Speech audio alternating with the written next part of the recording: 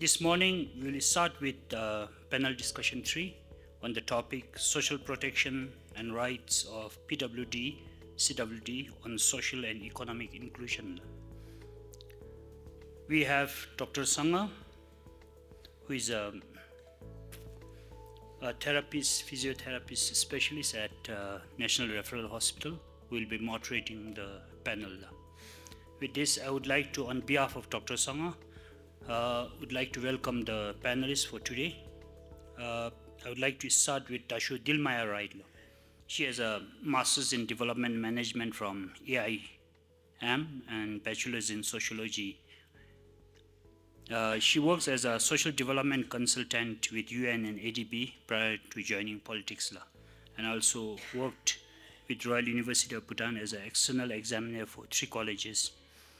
She held the position of Deputy Chair in House and Social Cultural Affairs, Chair of Public Account Committee, and currently member of Women, Youth and Children's Committee.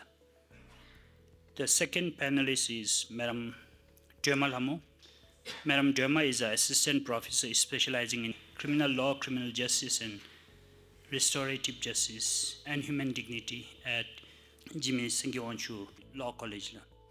She is the co-author of Criminal Defense under the Penal Code of Bhutan, which is GSW Law Publishing Series 2020. She had been working with persons with disabilities, and she had been presenting some of her studies on the law and criminal justice for PWD. The final speaker or the panelist for today is Mr. Kinley Dorji. Mr. Kinley is currently officiating Chief Program Officer with Children Division, NCWC, handling UN and Save the Children project programs. Currently, he is UN 1 program, UNSTPF Outcome 2 co-facilitator and national coordinator for SEVEC Governing Board. Prior to joining NCWC, he worked with the Ministry of Labor and Human Resource under Department of Labor, where he handled UNICEF project on child labor, labor right in Drang, and another entertainment setting. With this, I would like to now hand over to Dr. Sanga to begin with the panel discussion. Thank you. If it is not clear, please let me know, because I'm not used to using mic too often, so sometimes it might be unclear. To start off, I would like to thank my panelists. In fact, I'm a bit nervous to have such a eminent panelist on my group, so try to be a little bit. And to start today's day, I think all of you know today is the International Day of Persons with Disability. 30 years ago, in 1992, UN has declared 3rd December as the International Day for Persons with Disability. So therefore, today's panel discussion, I think, is very, very timely that I, as a person with disability, moderating a group of dynamic panelists. So this year's theme for International Day for Persons with Disability is Transformative Solution for Inclusive Development, the role of innovation in fueling an accessible and equitable world. So therefore, in this line, at the end of this session, I'm hoping my dynamic panelists will be able to make the social protection accessible and equitable in Bhutan. So therefore, this will be our objective. And I'm also hoping that at the end of this session, we from the audience, as well as myself, will be able to convince and make clear to my panelists so that they become the ambassador in the parliament, as well as in Singyeonchu Law School and in the government, and especially in NCWC. So therefore, by next year, this time, our 3 eminent eminent panelists will be able to make Bhutan social protection accessible and equitable. So I'm very glad for today's opportunity.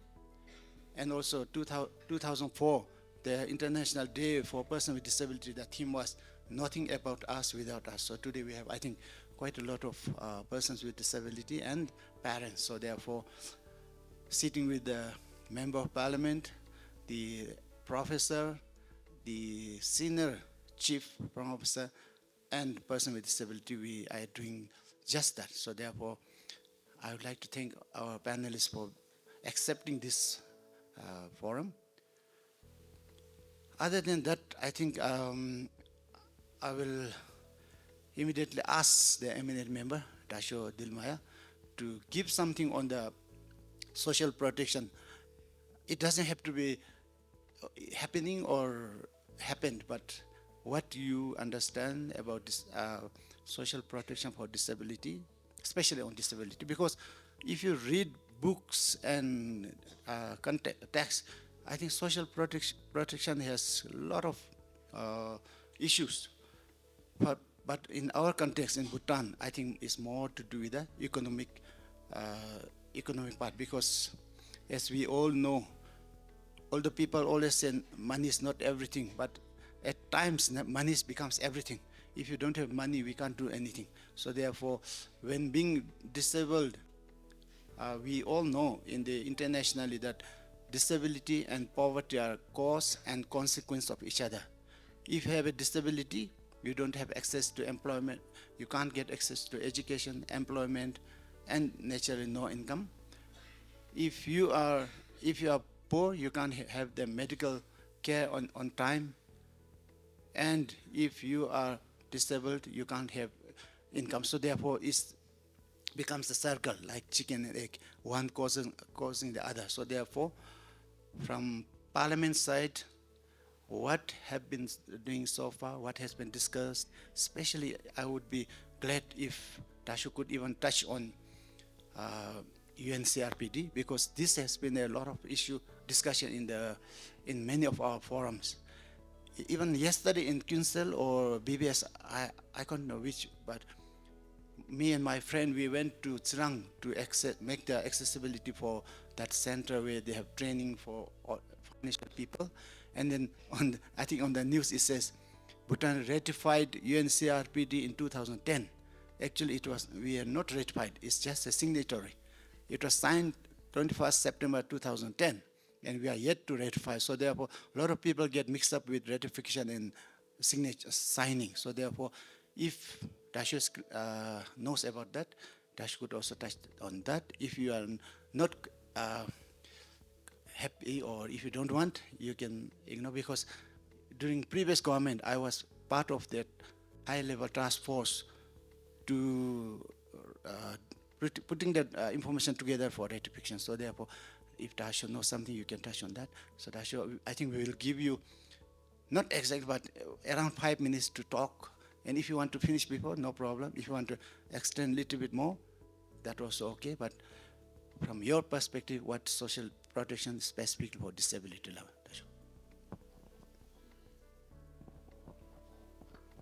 So, thank you, Dr. Sanga, for the very generous introduction, as well as high expectations. I don't know if I should thank, but I'm kind of intimidated by the very high expectation Doctor seems to have on my being a representative from the National Assembly. But like Doctor also said, I will try my best to inform the House just on what I know. For those that I have doubts, I will refer the floor as well as ourselves to do some homework later, and I will also get back to my agency and then revert to the team here. That's my stand for now. So on the first question that Doctor put up, on the social protection, what do I understand, rather than the policies and texts and all the literature reviews?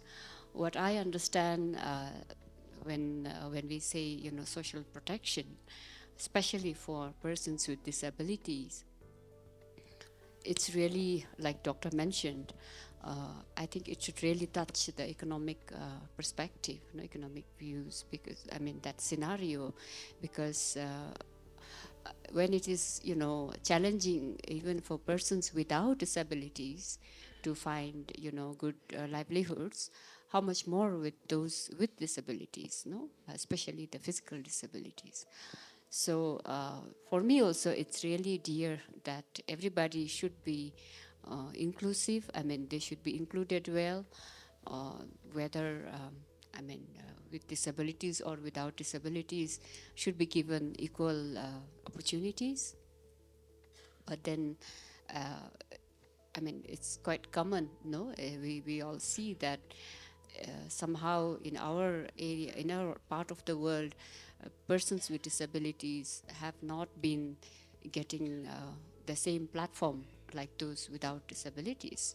So I guess governments must come up with special policies to help people, persons with disabilities, and social inclusion, especially to give them equal footing in terms of making their livelihoods, economically, and also being able to contribute both. So in terms of socio-political, economic, in all areas of development, I think they should be given equal platform. So along that line, what our government has done in this tenure, this time around is, yes, we have opened up financial institutes to be more friendly, to be more accessible to persons with disabilities. If they come forward asking for loans and fiscal incentives, we have kind of made it friendlier, especially for persons with disabilities. They should be given, we even, if I'm not wrong, I even remember we said we will go very easy with the interest rates for persons with disabilities. And trainings and opportunities, everything should be more accessible for persons with disabilities. So these are the little initiatives our government took this time around.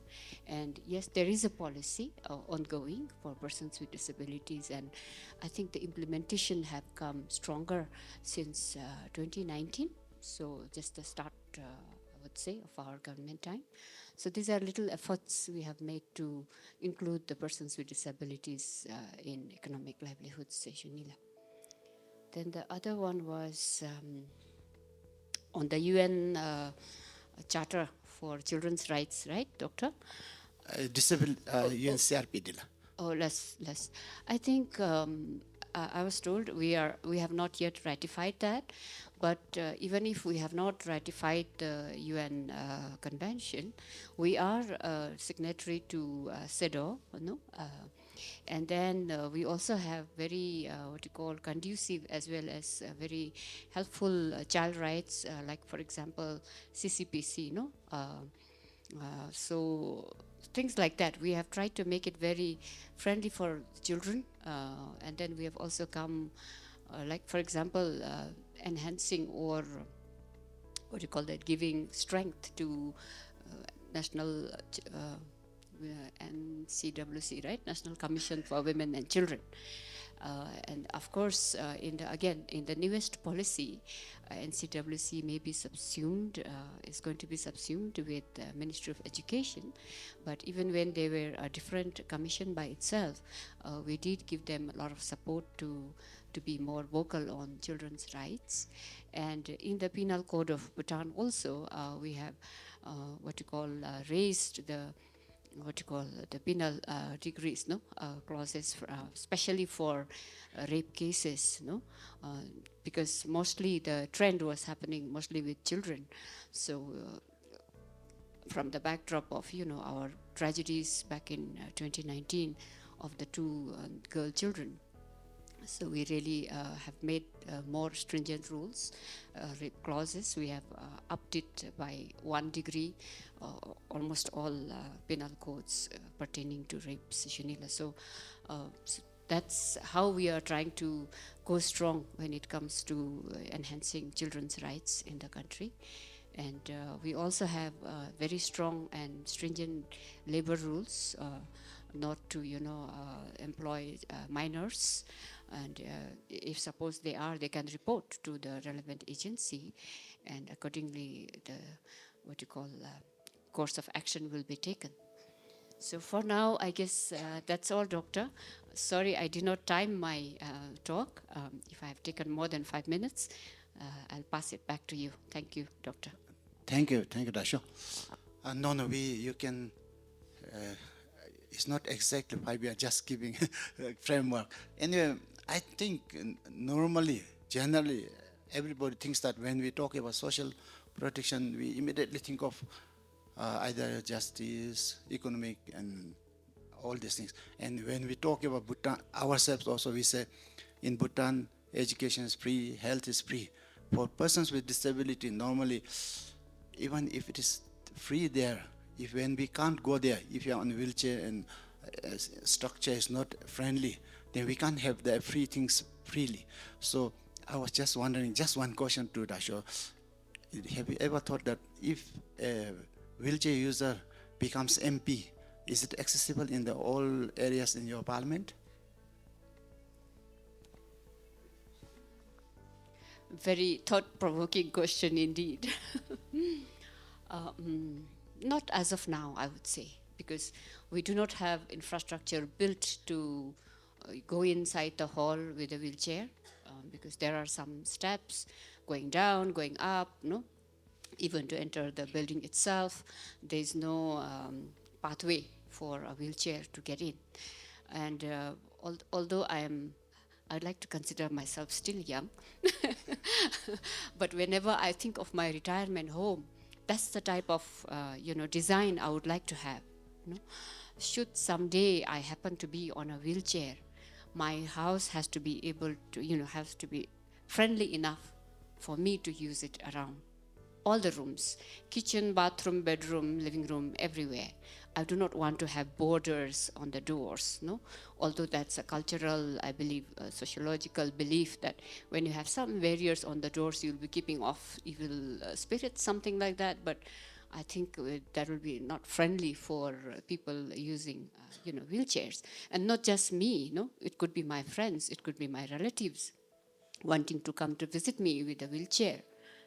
And again, it might sound a little bit political, but could I, if I may say, Doctor, during my poll day back in 2018, one of my cousins, she has to use wheelchair.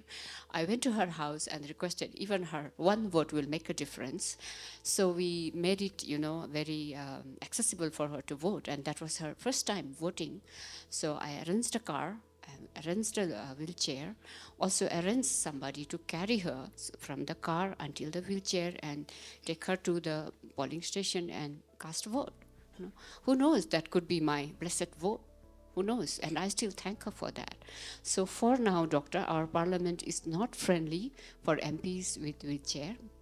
But definitely, I would like to propose this for the future. And I always think along that line, whichever government agency or office or even commercial, places like this hotel, when I visit, I always try ask them, do you have, like in the airports, no? They have, no? You can take your trolley in all the floors in case you don't want to use the elevator. You can push and pull, very comfortably. They have that gentle, elevated cement floor, no? You can push and pull the trolley, or you can also use a wheelchair. No? So accordingly, our infrastructures also should be developed. So in that light, again, what the government has kind of promised is all agencies, all what you call government, not only government, but all agencies in the country should come together, coordinate so that we build a friendly infrastructure for people with disabilities. No? So in terms of education, I think as of now, we have about 12 schools, or could be more also. The data I found was we have about 12 schools, 10 schools, you all know, no, special education needs. So to accommodate children with, disabilities, I mean, especially the ones who have to use the wheelchair. In my constituency, I'm lucky to have one in Tendruk Central School. So likewise, other districts will also have. We have 12 schools in total, Sishunila. But for now, that coordinated effort from all agencies, like whole of country appeal approach, I should say, is being called for to make it friendlier. Sessionila. Thank you. Thank you very much, Dasho. Before our two panelists fall asleep, I think I'll go next. But that also, as Dasho has clearly mentioned, please tell your colleagues in the parliament that you should lead by example, not tell someone to do, not to do ourselves. And also, one thing, as Dasho has rightly mentioned, suddenly if one of your colleagues in the parliament, even prime minister or ministers, fractured their leg or suddenly became paralyzed, they can still continue their MPship if they have made it accessible. No? So that's how we have to think and use, as you rightly mentioned, start from charity from home, so make your retirement home accessible, madam. Because even if you don't become disabled by 85, you'll not be able to climb the stairs and steps. So make that put thought. And also today is we want to, in line with the theme, innovative. So later on, if our audience want to ask question or comment, instead of not only raising your hand, but also raise your voice, because I can't see. Anyway, now let's go to our Madam Professor, Madam Dema Lham. I think, yes, past the Member of Parliament, Ashok Dil will pass the law, then the implementation, when it comes to access to justice, I think it is very much on the lawyers and judges. So, Madam, as a professor for the primary institute in the country, you have a lot of influence and role to play. And I'm sure Madam could bring up future judges and lawyers as accessible and understanding as possible. And we have, from our part, as a person with disability, we had quite a few interactions with your students, and they are very receptive, they are very gentle, and we did tell them that in future, whether they become judges or chief justice or lawyers, do not forget about disability, because when you are vulnerable, you can't have access to many things. And we have been saying right during our policy drafting also that courts have to be accessible, thanks to the judiciary as well as our donors. We were told that all the modern courts are wheelchair accessible. I haven't been one. Actually, I don't intend to go also, but if I happen to go, I'll see. Now, Madam Dema, if you could tell something on access to justice in line with social protection, specifically on disability and vulnerable groups, Madam. Last, thank you, Dr. Sanga. Before I answer your question, I would like to, first of all, thank Ability Bhutan Society and Bhutan Foundation for inviting us here for this panel discussion, a very important panel discussion, actually. Thank you for your question. As you've rightly mentioned, Dr. Sanga, and we've interacted earlier, also with many other persons with disability on to sort of create awareness to persons with disability for access to justice. So just by way of background before I sort of answer, but I think it will more or less answer the question that Dr. Sanga asked me. So JSW School of Law was approached by GNHC in 2019 to develop a course module on disability for the future lawyers at a law school. So I think that was when our journey for 4 of us at JSW Law, 4 faculty, our journey began on working with persons with disability from 2019 Seshunibela. And when they approached us, they only came with this idea of asking us to develop a course module that should be included in our law school PGTNL, LLB PGTNL curriculum. But what we did at the law school was we went beyond just creating a course module, Seshunibe. What we did is with support from Paro College of Education, we also conducted a national survey, and I believe that is the only survey that is ever conducted for access to justice for persons with disabilities, Seshunibe. And then we are also conducting a study to study the violence against women with persons with disability. We come across news on a daily, not on a daily basis, but quite often that a woman with women with disability has been sort of harassed by her family member, raped, but how do they sort of seek justice when something like that happened to them. And I believe such study has also not been conducted. NCWC did conduct a study, but they did not sort of cater to specifics about the violence that women with disabilities undergo. And through the clinics, and clinic, as we all know, is a part of the curriculum that we have at the law school. And the 4th and the 5th final year students take that clinics. And clinics, so what we mean by clinic is where the law students study the law by doing the law. So it's more like an experiential learning where they deal with real clients, with real problems. So through the clinics, what we did and what we currently doing is, first of all, we developed a toolkit on legal proceedings on access to justice for persons with disabilities. And that handbook or that toolkit, taking the inclusive approach, we sort of included the stakeholders from the justice system officials like the judges, the police officials, prosecutors. And not only that, we included the CSOs like the DPO, Ability Bhutan Society, Pensem Family Support Group, and also Trakso, and also persons with disability. What we did was we brought them together in one room and really start talking about what access to justice meant to them. What are the legal barriers that persons with disabilities are facing? So during the various stakeholders that we held with this group, what we found out was that persons with disability, as evident, face a lot of legal barriers. What we found out through them was that when they face or they come across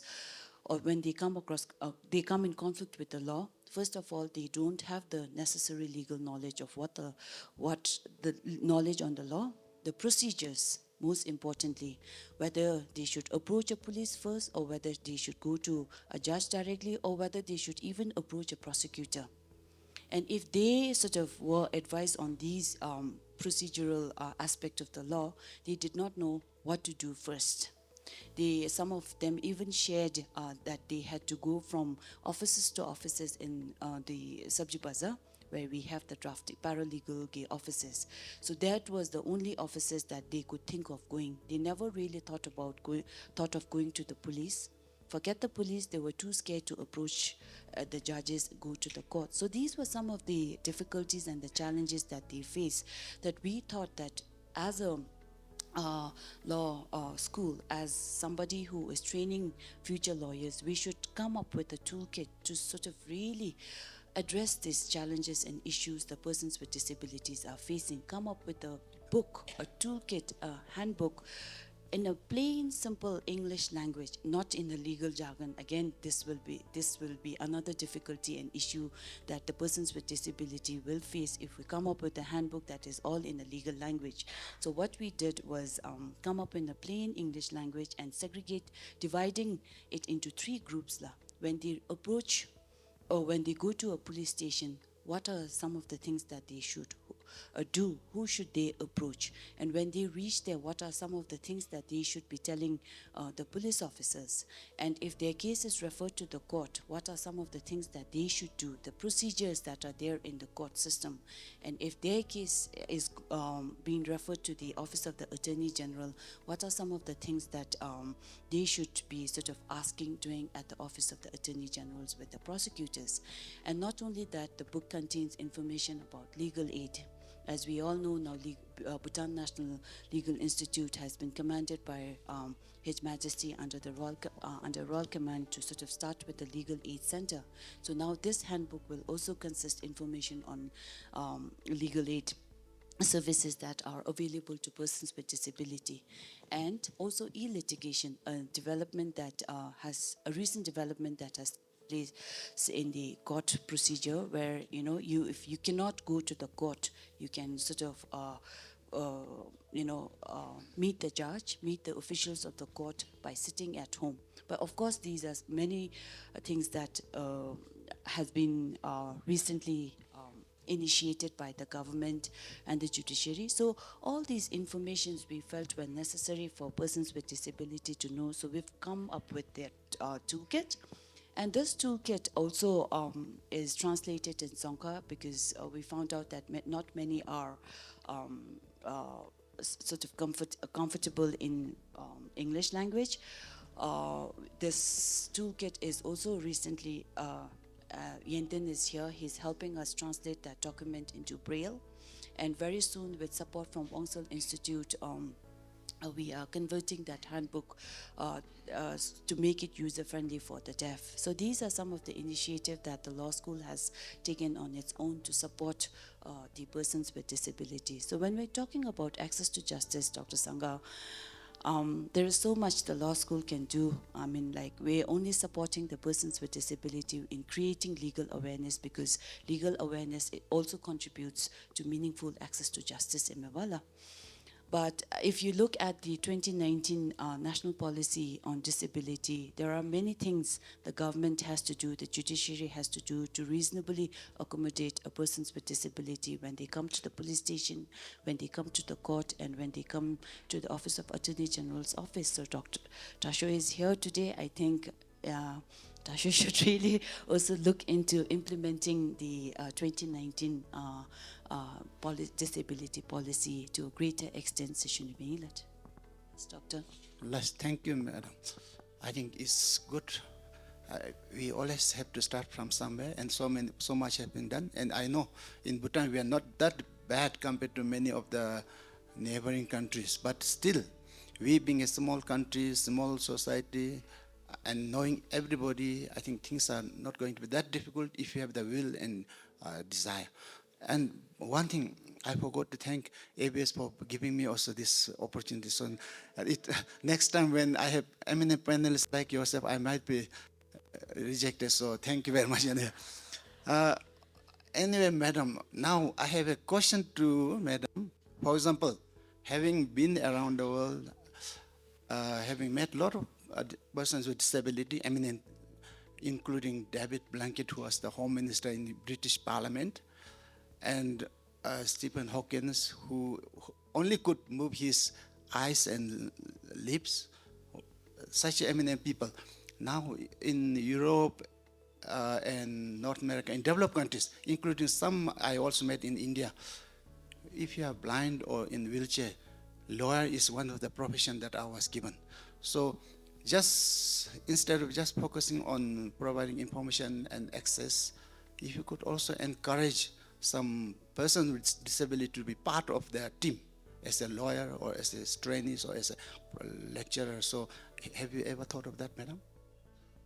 Yes, I think we did not get any student who wanted to apply for law, for a student with a disability.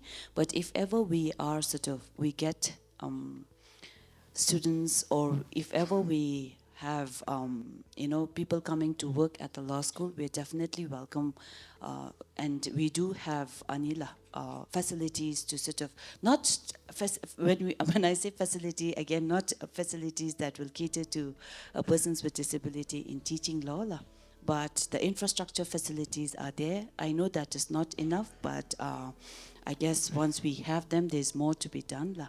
But for now, I would want to say that if ever there are any students or parents here who wants to enroll their students at the law college to study law, we are open to it. Let's thank you, madam. So I'm reminded by our anyway, Sir Kinley, we are very happy that you have joined us. And NCWC, the National Commission for Women and Children, we know the person with disability, women, children are grouped as vulnerable group. But if you are women or children with disability, I heard this is a double minority or double disadvantage. So when you do anything in NCWC, do you generally say women and children with disability, or women and children, or women and children with disability more focus? So if you could share some of your activities and how you implement in NCWC, sir. Thank you very much. First of all, I would like to thank ABS and Bhutan Foundation, and to Doctor for this moderation, and to all the participants here, parents, teachers, academics, and everyone here. It is very much honored here because I'm sitting here in front of Dashu and Professor, and to be a member as a panelist here. It's a privilege for me, and setting a foot on the social protection, which is one of the most important aspects that we really need to look into in Besishunina. And for that purpose, inclusive social protection is something that we really need to look at in Besishunina. So, just to, before I answer Doctor's question, I would like to set a foot here that when we talk about the social protections, we always think about something that we can give them as an incentives. Now, by the definition, which Bhutan do not have an exact or a set definitions that we can say it, this is specifically for the social protection. What we come across here is that mostly what from the children's rights and women's rights, whatever we do here is all based like a charity member.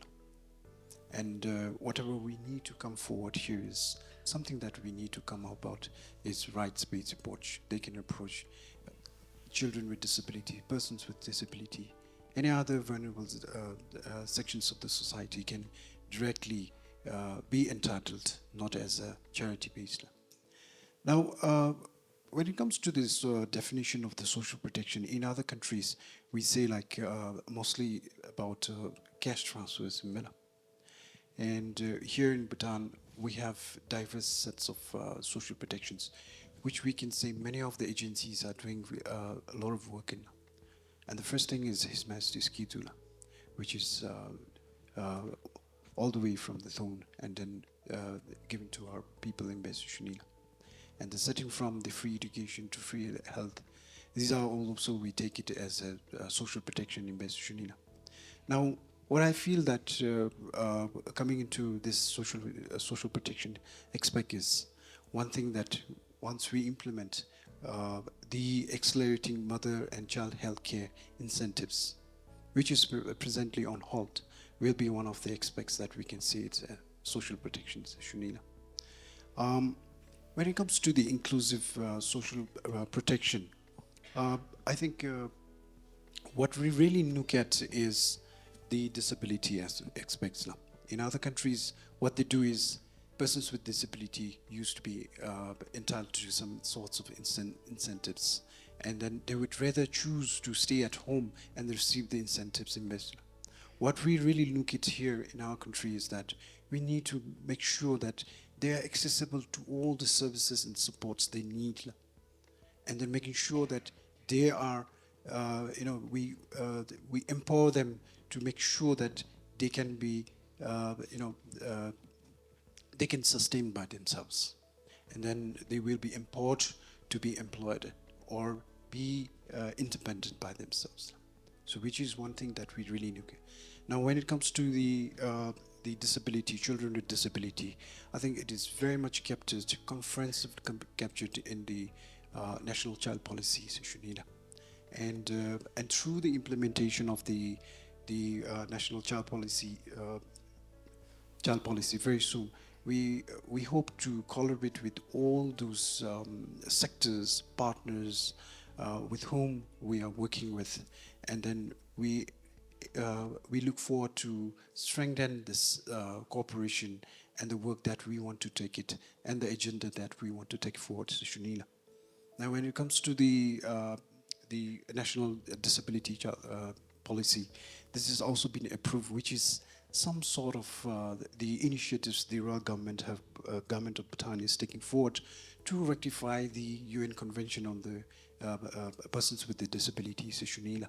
We are assessing towards that, and we have signed that, and then very soon, as far as I know, when I attend the steering committees to the Universal Progressive Report to the UN, I think there is a very green signal from the government in Shunila, and I hope fully that the government will rectify the UN Convention on the Rights of Persons with Disabilities, Shunila. To answer Doctor's question, I think children with disability and then women with disability, taking into considerations, the social protection aspect is coming very clear in any of the planning cycles issue. Now, the National Commission for Women and Children, in coordination with the UN agencies, and then also working towards the United Nations Sustainable Development Corporation framework on that, which some of our colleagues also attended, has come beginning to start with the social protection as one of the urgent program and the scheme that we need to initiate, and not only in the education, not only in the child protections, but in the health sectors also. We are welcoming that, and then very much sure that this is based on the situation analysis of women and children, which has come at the social protection, and taking it as an inclusive as far as possible is something that we want to take this agenda forward. Now, coming to the situation of children with disabilities, their vulnerability, and the violence against children, this is something of our big concern for us also is Shunila.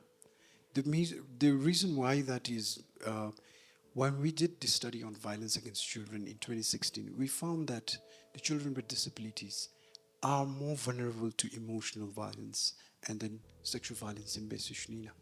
Now, we again did a thematic analysis and came to understand that in the schools, most of our children with disabilities are having those issues with emotional violence in Shunila. So for that, and starting from 2019, we have been collaborating with all the agencies to work for it, and it happened this year with 16 stakeholders from the CSOs, government partners, media, mainstream medias, all coming together to work towards social and behavioral change to ending violence against children. And Ability Bhutan Society and DOCSO is taking forward the agenda for the persons with the disabilities, including children with the disabilities. Let's thank you. Yes, thank you, sir. Okay, now let's have one more short round. So I'll go again back to Dasho.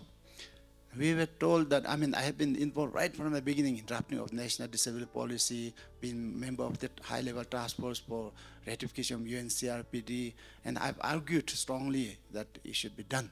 Because I think recently when you were discussing about the women trafficking or international trafficking convention, the Home Minister rightly mentioned that internationally they always tie up with such ratification.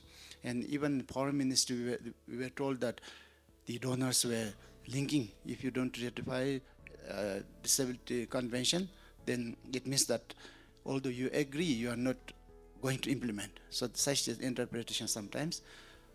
Now policy is comprehensively there, and the convention is of course signed, but still we were told that policy is not legally not binding unless you have act. So have you ever had a thought or discussion in the Parliament about Disability Act to enforce disability policy, Madam? Yes, thank you, Doctor. Difficult question again. Yes, we talk a lot, especially along the line of how to make it more, friendly as well as pleasant for persons with disabilities to access again, like my co-panelist, Madam Dema, already mentioned, access to justice, holistic perspective, even to economic activities, availing opportunities, in terms of employment, everything, inclusively in all sections. And especially for persons with disabilities, yes, we had a very good round of deliberation when we were talking about this policy for persons with disabilities. And after that session, I would accept that we did not find much time to deliberate more. Perhaps maybe because no agency in that matter has again come forward to reach out to the parliament to give it more, what you call power. But if suppose an agency comes up or a GNHC comes up with a bill and then that the parliament should pass or endorse, I'm sure we are all open for it. But coming to again the UN ratification, the UN convention not being ratified, I don't know, my personal opinion is we really do not have to ratify all international conventions to have good policies inside the country. Mola, if we have strong policies and the implementation is being monitored well and doing good, then after getting things good in the home ground, we can think of ratifying the international conventions. Mola, not the other way around, no? Because when we go the other way around, perhaps we may be having gray areas in terms of doing enough homework, of having good adequate policies or implementing agencies activities in that matter. So when we are comfortable enough with our policy and activities and our agencies strong enough, then we can think of ratifying. But I would say even if we have not ratified that particular convention, UNICEF is already doing, they have been doing a fantastic job in the country. And all our children's education, and I'm sure it's also their efforts to come up with schools, send schools, schools with special education needs. So things like that, I think, but more or less I'm sure we are ready, even if a bill comes to the parliament for persons with disabilities. I'm sure we will welcome it with all arms to pass it as an act. And from my personal observation, what I have seen is not all policies need to have acts to have that. We normally say without an act, you do not have that biting teeth. But some policies are, as strong as an act, I would say. So that's my take for now. But definitely, we welcome a bill that could be passed as an act, Seshunila. Thank you. Thank you, Dasho. We really hope that today's discussion will give Dasho some force and idea to push whatever is in the future. And we also hope that you'll come back as MP next time. And going to our Madam Professor, now, yes, Madam has involved us, we know, but one thing I think we also need to know when you lecture or make curriculum, that disability is too vast. For example, I as a person with visual impairment, my biggest challenge is getting to the court. Once I'm there, I can definitely fight my right. But if you have a hearing problem, then the problem is with the sign language. If you have intellectual problem or speaking problem, they have that communication problem. If you have on wheelchair, yes, accessibility, once you are there. But have you ever thought of sign language in the courtroom, Madam? Even if we have not ratified the UN Yes, thank you for the question. These were some of the things that I wanted to mention earlier, but I forgot, and I was going to request for an extra time to sort of explain a bit about this. But before I go on to answer this question, to your question to Tasho earlier, just as an information, Tasho, and as I mentioned earlier, we conducted with support from Paro College of Education this first ever national study on access to justice for persons with disability. And one of the things that really came out strongly was the need to have a Disability Act here in Bhutan. And also very recently at the GNH, and the third GNH in the law conference that our law school conducted, Dr. Kazang Sharap and I, Dr. Kazang Sharap from Paro College of Education and I presented a paper of impact on climate change on persons with disability.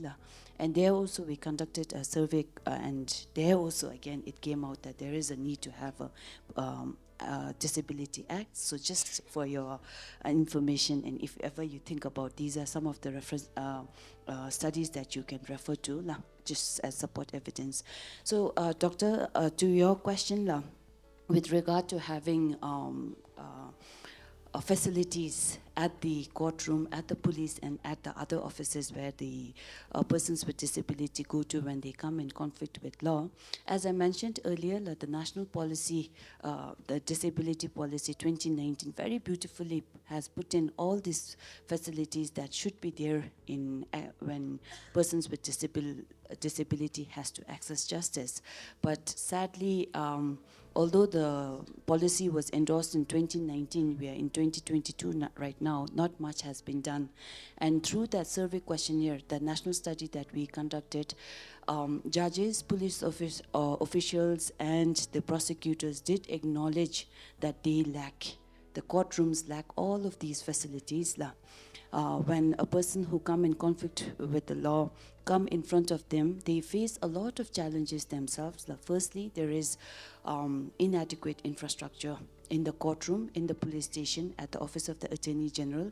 Secondly, the officials working for the justice system don't have the necessary expertise in dealing with cases involving persons with disabilities. And thirdly, as rightly pointed out by Dr. Sanga, interpreters, that is missing in the courtroom. Basically, again, coming back, expertise kura imawala. So they don't have the necessary support in dealing with the dealing cases with persons with disability. But that being said, some of the judges and the police officials on their own initiatives have taken initiatives to handle with cases for persons with disabilities.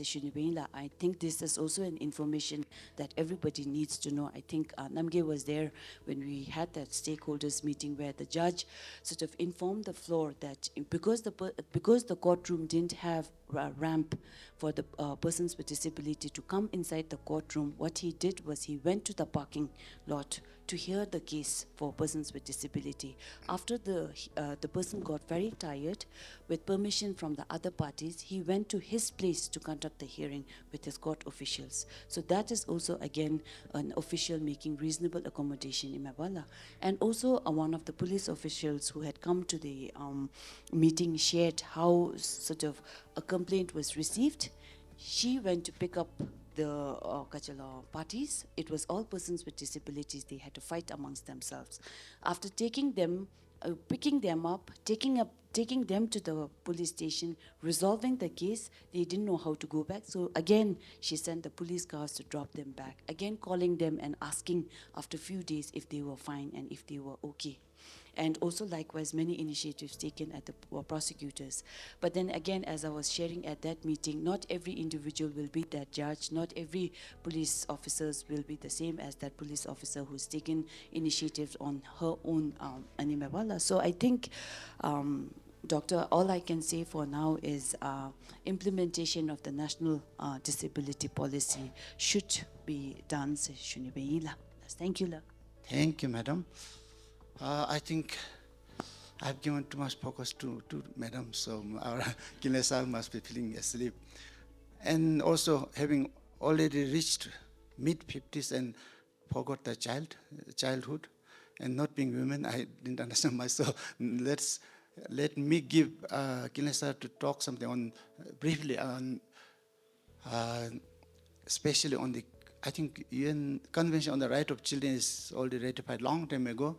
If that has any impact, or did it make a lot of difference? Because that's what we are talking, right of convention, right of person with disability is not ratified, but right of children is ratified. So did it have any impact? And any other topic that two madams have not covered, please, you can brief. Then we might also have to give little, some of our audience might be burning with questions or comments.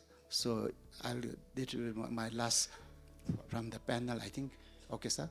In fact, the UN Convention on the Rights of the Child, it's been now 33 years. 33 years of that Bhutan has rectified. And this is the only conventions that had been, it's the only human rights treaty that had been rectified by almost all the countries in MENA, except USA, and the rest all the countries have rectified it. Now, ever since from that, we have been now submitting periodic reports to the UN Committee on the Rights of Child. Presently, we are working on this, the combined sixth to seventh list of issues prior to reporting Bhutan's report to the Committee on the Rights of Child. Now, it is something that children with disability is specifically mentioned in one of the articles, and then through this, in any policy, gender and disability is something that NCWC always take at the back of our mind when we actually come out with, not only in the policy but in the programs and activities, Shunila. And we ensure that the inclusive programs and activities are, are implemented and coordinated with support from our implementing partners. Government partners are also taking this inclusiveness of such programs are also at one of their mandates in Base Shunila. And that is why every year, every 5 years, we receive, Bhutan receives concluding observations and then recommendations in Shunila. Based on those recommendations and concluding observations, we come out with the action plans, which are relevant to all the stakeholders, all our implementing partners, to the Ministry of Finance. What are the child responsive budgetings that we need? So basically, it boils down to the resource allocation in Besu Shunila, and in order to ensure that we implement the activities, programs, and plans that we want to take the agenda forward to have a very, comprehensive child protection system, strengthened child protection system in the country is something that we want to take forward, Shunila.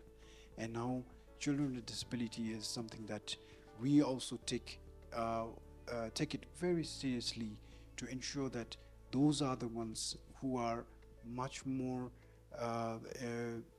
at a vulnerable state that we need to take as a priority to empower them and then be in the society or have something that of the as an independent citizen, Shunila. So that is why we made so far it has been progressing very well, and we wanted to also making sure that these things progress and then systems are strengthened, and then making sure that the children's rights are also being entitled for them as far as we could say Shunila. Now, when it comes to the policy on the persons with the disability, right now, with the current transformation, we are still in the complex diversity in West Shunila, and then we don't know who will be the nodal agency for the policy, first thing, and then having that policy nodal agency is something that we wanted to, and I feel that the CSOs and CSOs play a big role in this in West Shunila.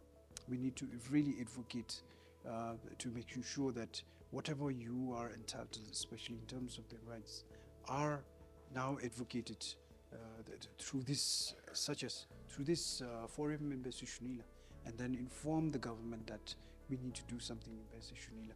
And that is where we also, from the commission itself, also we try to make sure that these things are also in place. But we need an external driving force, because when we talk about the children's right, it was the international NGOs and national NGOs who actually advocated and then towards having this convention in Besi Shunila.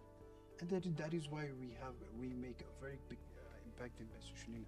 That is why now the system is little changing, and then I think it is very important for the NCWC, especially in the social clusters sectors, that we need to ignite the National Agency for Coordinations, which we say like NACG, which is also one of the CSO partners which brings us together to discuss on these platforms and work towards the social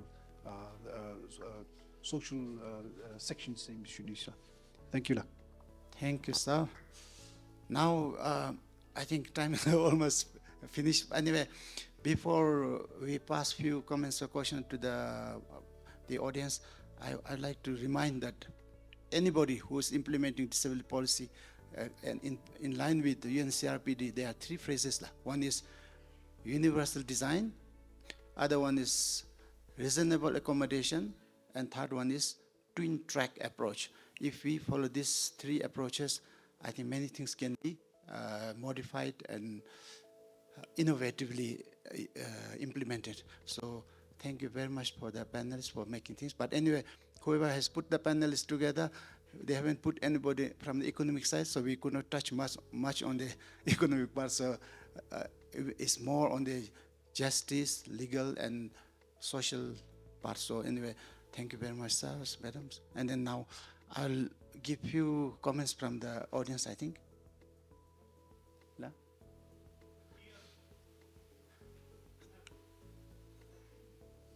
Anybody? Okay. Okay, last. Thank you, Dr. La, and thank you to panelists. Since I study, I have, do you see any disability in me? Poge shao zombi me tombegal dorere, but I have disability. Kaselera shugubesunove, this is my disability la. Shuya masu, dari mi to sumbera na di lokuloch dire masu. Do you agree la? Everyone will become disability one day la. Kadibela, age joda, ange joda mula. Last la, thank you la. I think mula one day, but there is another way to become disability similar. You know la. That is, I think. By the way, my name is Dawasiring Doctor, and I work at Bhutan Stroke Foundation. There is one disability caused by stroke la. I hope everyone know more la. Civil servant she become physically disabled, then she is labeled as a chodumebe danso. Then she was asked to leave. Any promotion whole now she is asked to leave the job. In such case, is there any agency to approach him? First, she was labeled as a chodumebe danso or disabilities. I think that is okay, or logically sound good, but socially, she is the breadwinner. Then now, when she is asked to leave job, she become depressed. In such case, now we have the policymakers here, institution do, NCWC do. So, she, is there any where to approach Sushunila? Okay, thank you. Now, if it is a civil servant, means I think it should go to the Royal Civil Service Commission, and then through the Royal Civil Service Commission, if it is, if the Civil Service Act has some provisions when it comes to the disability, but taking, stigmatizing them, discriminating them is not one of the options, and then it is totally against the their rights in Shunina. But I feel that if I relate to Labor and Employment Act on the disability aspects, and then that is where the Minister of Labor has actually come up with the policy on the social protections, which were not true because it was only on the workmen's compensation aspects. So for that purpose, what I feel that is that the organization itself has to come out with the alternative where she can work at the best, not to discriminate that thing. This is one of the options that we need to. Yes. I think it is also reflected in the Persons with Disability policy also. So for that, thank you. Thank you very much, sir. Anyway, now I think we will have last two questions only, and please be specific to the legislative, judiciary, and NCWC. So if you have any question on that. To the point. Dr. Sanga, Nobu speaking from Bhutan Foundation. Last. Firstly, I would like to thank the panelists, and it's very heartening to learn that a lot of things are being done in terms of ensuring that persons with disability have access to justice, the awareness, creation of awareness and all that. I have one question. While people with visual impairment or on wheelchairs can advocate for themselves, can defend themselves, but how about persons with disability or children with disability that have cognitive impairment who will then come in conflict with the law? So what are the legal provisions made for those kind of persons with disability? Maybe Professor Dema could or MP could also add.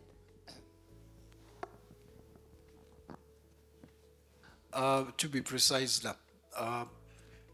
Professor Dema and myself, and with all the sectors from the office, like Royal Court of Justice, then Office of the Attorney General, then we have CSOs, Najun Naptins, who work for the children, especially those who come in conflict with the law, as well as in contact with the law in Seshunila. And looking at some of the aspects, and then taking the grassroots experiences, we also take into consideration some of the aspects, especially concerning what Madam had actually raised, and we precisely put in the one of the standard operating procedures that is on the SOP for dealing with children in conflict with the law and in contact with the law in Seshunila. And then we look for that with the training on the child justice by the Office of the Attorney General, with the support of our development partners, we will be able to make sure that some of the aspects that are really much concerning when it comes to those children who come as the witnesses or come as a survivor or as a perpetrator, we make sure that those justice are accessible to this to children with disability in Seshunila.